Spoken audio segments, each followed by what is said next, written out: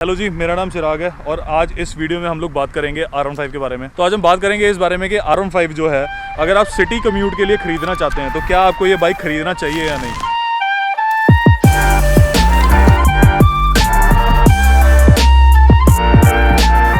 कोई भी बंदा अगर बाइक खरीदता है तो वो हमेशा उसके लिए तो खरीदता नहीं है कि हमेशा ही टूरिंग कर रहा हो। हाँ, अनटिल अनलेस आपके पास बहुत सारे बाइक्स हैं और आप सिर्फ एक टूरिंग के लिए अलग बाइक खरीद रहे हो, वो केस अलग है।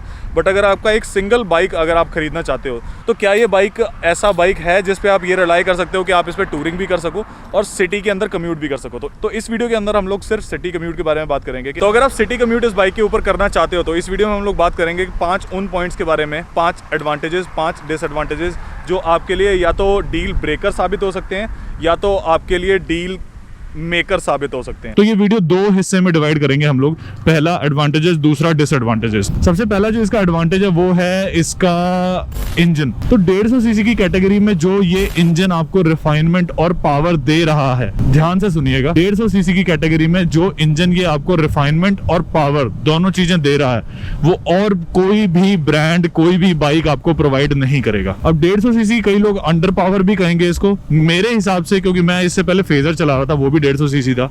उसके इंजन में और इसके इंजन में जमीन आसमान का फर्क है। इसकी रिफाइनमेंट और इसकी जो पिकअप एंड ऑल, अगर इस प्राइस कैटेगरी में बाकी देखा जाए तो 300 350 सीसी बाइक्स भी आ जाते हैं, बट उनके कंपैरेटिवली इसकी जो रिफाइनमेंट है दैट इज एकदम मक्खन। जो आपको एक power in your hand feel होता है ना, वो कमेंडेबल है, बहुत ही बढ़िया है। अब जो सेकंड पॉइंट है वो फर्स्ट पॉइंट से जुड़ा हुआ है। सेकंड पॉइंट ये है कि ये, जैसे कि मैंने आपको बताया कि 150 सीसी है। अब 150 सीसी होने के वजह से ये बाइक बहुत ज्यादा फ्यूल एफिशिएंट है। अगर आप सिटी कम्यूट के लिए बाइक खरीद रहे हैं ना तो आपको एवरेज कहीं ना कहीं आपको देखनी पड़ेगी, और इस टाइम पे भी ये बाइक मेरे को एवरेज अप्रोक्सीमेटली 50 की एवरेज 1 लीटर में दे रहा है। उससे वैसे ज्यादा ही दे रहा है, पर 50 की एवरेज मेरे को अभी भी पहली सर्विस से पहले सिटी के अंदर मिल रही है बॉयज। ये एक बहुत बड़ा पॉजिटिव पॉइंट है अगर आप एक 150 सीसी का बाइक ले रहे हैं और अच्छी तरह इसको मतलब प्यार से चला रहे हैं। और चलाना कैसे है ये मैं आपको पहले बता चुका हूं पिछली वीडियो में। तीसरा एडवांटेज है कि ये 150 सीसी का बाइक होने के बावजूद भी ना fastest bike in the category है। 2-2.5 लाख रुपए की कैटेगरी में ऐसा कोई भी बाइक नहीं है जो 140 क्रॉस कर जाता है, बिकॉज इसके एरोडायनेमिक्स भी इसको हेल्प करते हैं। हाँ, कुछ बाइक्स हैं जो 140 टच कर जाते हैं, बट ये 145 भी क्रॉस कर जाता है। 150 सीसी का तो फास्टेस्ट बाइक है ये इस सेगमेंट में। इतना तो मैं I can guarantee you this, क्योंकि इतनी रिसर्च मैं कर चुका हूँ। तो इस पे क्रूज करना, 100 की स्पीड पे क्रूज करना is not a single point of problem. तो फोर्थ पॉइंट है वो है इसका कि जो सर्विस रेंज है ना, पहली जो सर्विस होगी वो होगी आई गेस 1000 किलोमीटर पे होनी है, 1 महीने या 1000 किलोमीटर पे। बट जो उसके बाद की जो सर्विसेज हैं वो 3 से 4000 किलोमीटर के बीच में होनी है। या तो इसको 4 महीने तक सर्विस करवा लो या तो इसको 4000 किलोमीटर चला लो। तो मतलब इसकी जो सर्विस रेंज है ना वो भी काफी ज्यादा बेहतर है मुझे लगा बाकियों के कंपैरेटिवली, क्योंकि जो मेरा फेजर है वो मैं चलाता हूँ अप्रोक्सीमेटली 2000 किलोमीटर और मेरे को उसकी सर्विस करवानी पड़ जाती है। यहाँ पे एक पॉइंट हम और ऐड कर सकते हैं कि हम यामाहा को बहुत रिलायबल ब्रांड मानते हैं, क्योंकि हम एक यामाहा यूजर रह भी चुके हैं। एडवांटेज में ऐड कर लीजिएगा बॉयज। अब हम बात कर लेते हैं इसके कॉन्स के बारे में। जो मुझे फील हुआ कि हाँ, इस कैटेगरी का बाइक लेना सिटी कम्यूट के लिए कहां से फिजिबल नहीं है। तो सबसे पहले बात कर लेते हैं इसके प्राइस से रिगार्डिंग। ये सबसे पहला जो कॉन है ना वो इसके प्राइस के रिगार्डिंग ही है।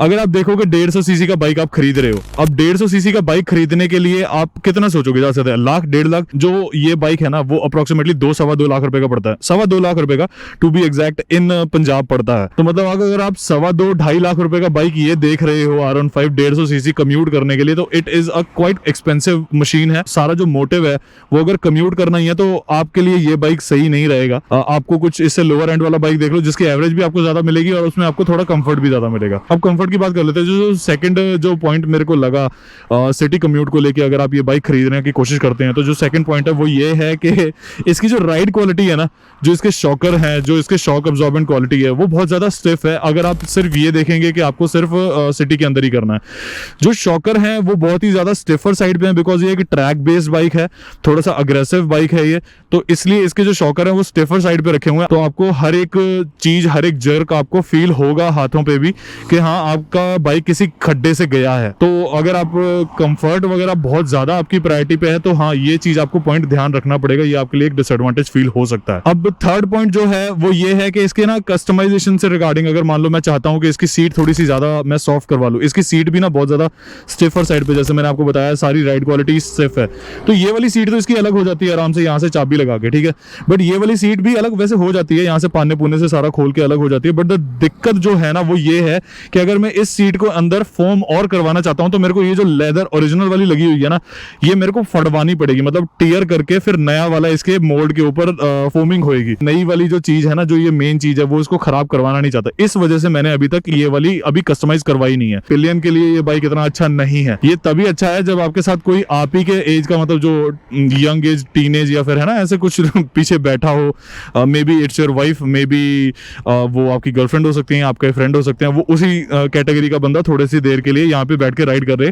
तो ही बेहतर है। मतलब इतना लॉन्ग राइड के लिए pillion seats is not comfortable on R15 V4। अब जो फोर्थ पॉइंट जो मुझे लगता है इसका जो डील ब्रेकर हो सकता है कम्यूटर के लिए, वो ये है कि अगर आप इस पे कम्यूट करते हैं तो कम्यूट करने में चांसेस उतने ही ज्यादा बढ़ जाते हैं कि आपकी बाइक गिरेगी, आप कहीं पे तिलक सकते हैं, आपकी बाइक में आके कोई मार सकता है, या फिर आपकी बाइक स्टैंड पे लगे लगे गिर जाएगा। इसमें डबल स्टैंड तो है नहीं, साइड स्टैंड आता है, तो हो सकता है कि आपकी बाइक साइड स्टैंड पे तिलक जाए।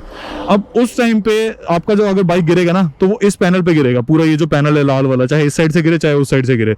अब उस टाइम पे बचाने के लिए आपको बाइक में क्रैश गार्ड चाहिए।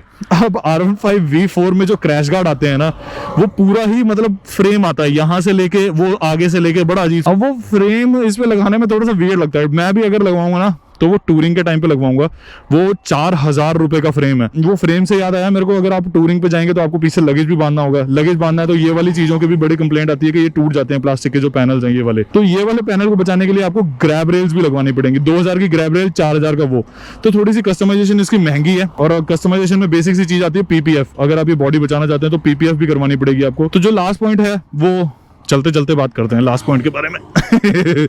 खड़े खड़े गर्मी लगने लगी, मैंने राइडिंग जैकेट पहनी हुई है बॉयज। ओके, तो अब बात कर लेते हैं इसके राइडिंग पोस्चर के बारे में, जो इसका फिफ्थ पॉइंट है जो आप लोगों के लिए डील ब्रेकर साबित हो सकता है। अब मैं राइडिंग पोस्चर को क्यों गिन रहा हूँ एज अ डिसएडवांटेज, वो उसका रीजन ये है कि मुझे इसके राइडिंग पोस्चर से कोई दिक्कत नहीं है, मेरे को 15 दिन ही लगे इसको एडजस्ट होने में। बट कई लोगों के लिए, कई लोग जो उतने अच्छे फिटनेस लेवल पे नहीं होते हैं, या मे भी हो सकता है उनको कोई पहले से ही एक्सीडेंटल प्रॉब्लम हो या कुछ भी ऐसी चीजें हो सकती है जिस वजह से उनके लिए ये राइडिंग पोस्चर ज्यादा लॉन्ग टाइम तक अच्छा ना हो।